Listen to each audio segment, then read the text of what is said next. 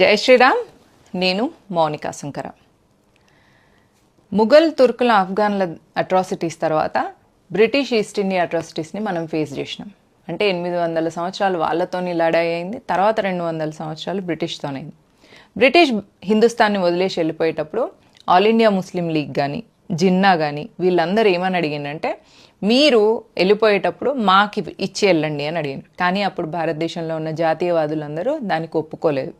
భారతదేశాన్ని గజ్వే హిందీ చేయాలని వీళ్ళు అనుకుంటున్నారు కాబట్టి వీళ్ళను కానీయొద్దు అని చెప్పేసి, కావాలంటే పాకిస్తాన్ తీసుకొని వెళ్ళిపోండి, అంతేగాని ఇక్కడ మీకు ఇచ్చేది లేదు అని చెప్పారు. అప్పుడు 1923లో వక్ఫ్ అనే ఒక బోర్డుని స్థాపించారు ముస్లిమ్స్.